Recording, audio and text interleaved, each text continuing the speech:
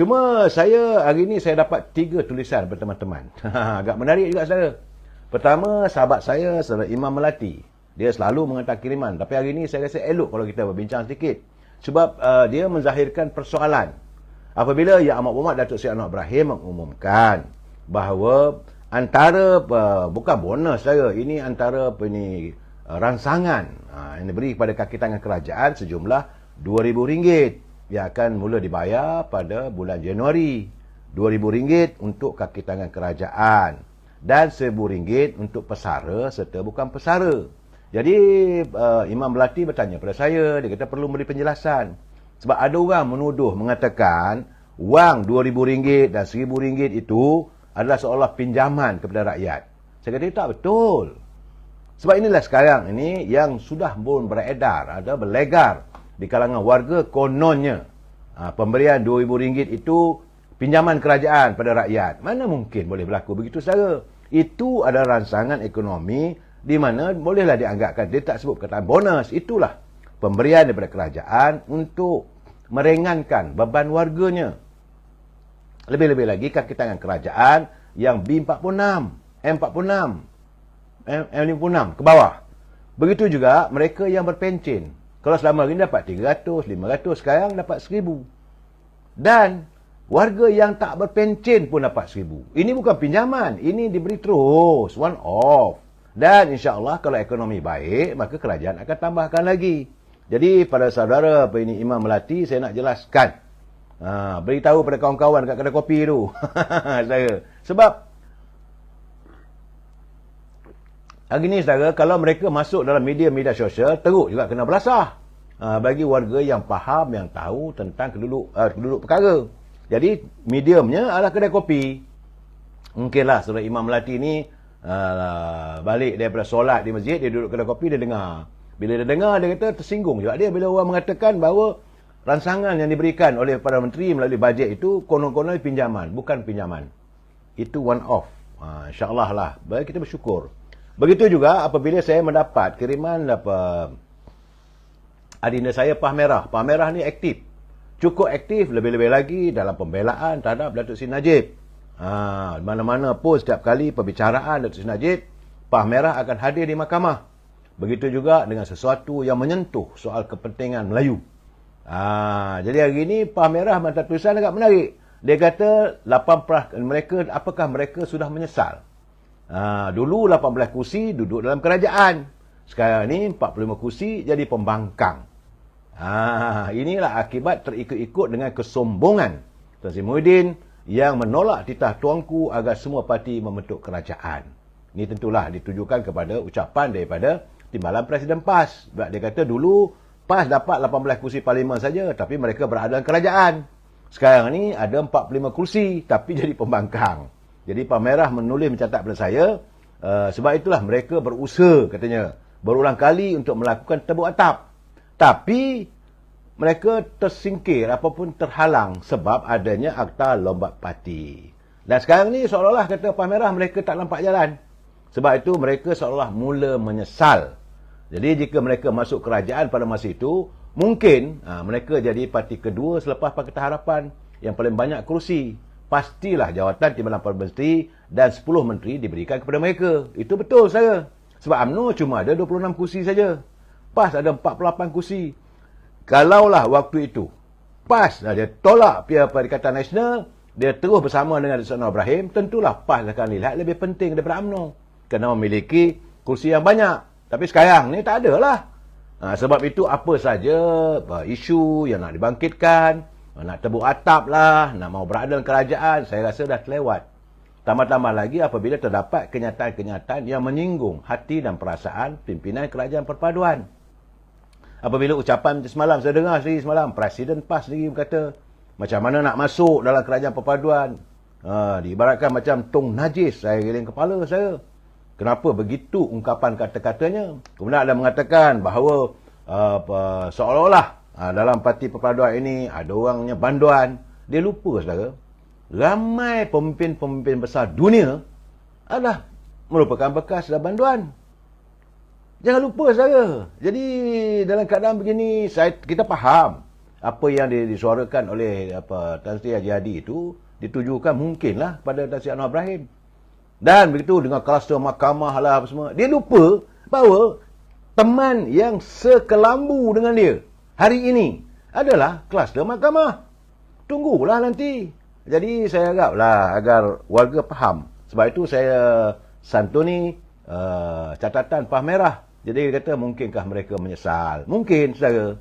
Dan saya juga ada teman-teman yang menghantar lagi tu sembang panas. Ini sembang kasih panas katanya.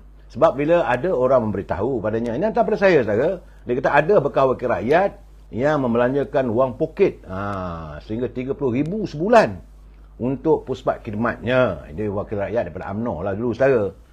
Sedangkan allowance wakil rakyat tak sampai pun 15,000 sebulan katanya. Jadi kalau gitu bezanya, kalau 30,000 tolak 10,000, 20,000 lah seorang wakil rakyat tu kena cari. Kalau 20,000 sebulan, setahun 240,000. Kalau setahun, kalau 6 tahun 1.2 juta. Jadi apakah jawatan sebagai ahli parlimen itu sesuatu yang menarik untuk ditangani bagi wakil rakyat yang sentiasa hidupnya bersama dengan rakyat.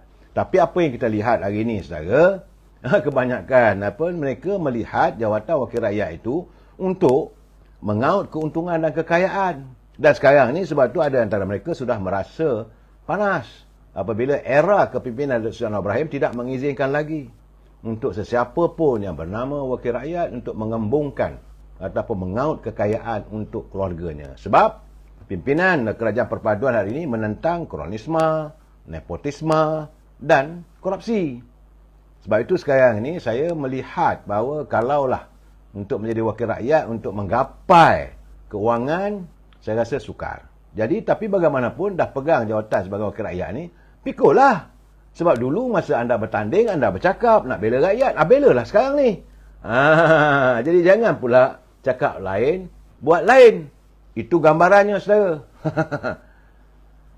Okey, saudara. Itu kedudukan hasil daripada teman-teman atas kiriman saya. Tapan hari ini, sebagaimana kita ketahui, di negeri Bumi Kenyalang. Saudara, di Bintulu, pagi tadi, telah pun diadakan penamaan calon untuk pilihan raya kecil Dewan Undangan Negeri kawasan Jepak di Sarawak. Dan saya dipahamkan bahawa Suruhanjaya Pencegahan Rasuah Malaysia telah pun melancarkan bilik gerakan bagi membolehkan orang ramai menyalurkan maklumat serta aduan berkaitan perbuatan rasuah dan salah guna kuasa dalam pilihan raya kali ini. SPRM dalam kenyataannya memaklumkan bilik gerakan di SPRM Cawangan Bintulu Sarawak itu akan beroperasi selama 24 jam mulai hari ini sehinggalah 4 November. Orang ramai bolehlah menyalur sebarang aduan rasuah dan salah guna kuasa melalui email ataupun menghubungi talian 086-316-200. Ini talian untuk pencegahan rasuah di Bintulu, Sarawak, saudara. Sebab itu SPRM mengingatkan semua calon dari parti-parti politik bertanding agar tidak melakukan aktiviti yang boleh melanggar undang-undang dan peraturan pilihan raya selaras dengan Akta Suruhanjaya Pencegahan Rasuah 2009 dan Akta Kesalahan Pilihan Raya 1954. Kerana hari ini selepas saja ditutup penamaan calon, SPH Suruhanjaya Pilihan Raya mengumumkan bahawa terdapat pertandingan 3 penjuru di Sarawak, saudara. GPS mencalonkan saudara Iskandar Turki berdepan dengan calon dari Parti Bumi Kenyalang iaitu Stevenson Joseph Sumbang. Stevenson ni dulu bertanding juga tapi dia kalah. Dan juga calon Parti Aspirasi Rakyat Cheng Li Piang, saudara. Jadi tiga-tiga calon itu telah dilaksanakan oleh pengurus pilihan raya kecil Dun Jepak iaitu Abang Zainuddin, Abang Turki di pusat penamaan calon di Dewan Suara Bintulu sekitar jam 10.30 pagi tadi. Saudara, pilihan raya dulu Allahyarham Datuk Talib memperoleh 6,277 undi mengalahkan calon Parti Sarawak Bersatu Rabaah Taudin. Tudin itu 2,034 dan calon Parti Bumi Kenyalang itu Stevenson yang cuma dapat 587 undi saja. Kali ini bertanding lagi, saudara. Calon bebas dapat 141 juga hilang wang pertaruhan. Jadi berdasarkan rekod, Dun Jepak ini, ia dijadikan kawasan Dun pada 1996. Sejak 1996, sehinggalah hari ini, sehinggalah waktu penamaan calon itu, tadi saudara, memang ia adalah milik parti PBB saudara. Yang dipimpin oleh, sekarang ni, Dato' Premier Sri Abang Johari. Pengundi-pengundi Jepak, Jepak ini mempunyai seramai 22,000 pengundi, 20,804 orang pengundi, dan majoriti pengundi di situ adalah Melayu Melanau. Itu saya kena jelas saudara. Daripada 22,804 pengundi di Jepak, kawasan Bintulu, terdiri daripada pengundi-pengundi majoritinya adalah Melayu Melanau. Sebab itu saya mendengar juga kenyataan Premier Abang Johari yang menzahirkan rasa gembira dan terima kasih, dan beliau menghargai keputusan Pakatan Harapan tidak meletakkan calon pada pilihan raya kecil Dewan Undangan Negeri Dun Jepak. Ya, dan menurut Tan Sri Abang Johari, keputusan itu memberi isyarat bahawa GPS ialah wadah yang tepat dan berupaya mempertahankan hak rakyat Sarawak. InsyaAllah katanya GPS akan bertahan. Dan beliau mengucapkan terima kasih kepada Pakatan Harapan yang tidak meletakkan calonnya. Yang letak calon parti semut saja, kata Abang Tan Sri Johari. Itu keadaannya.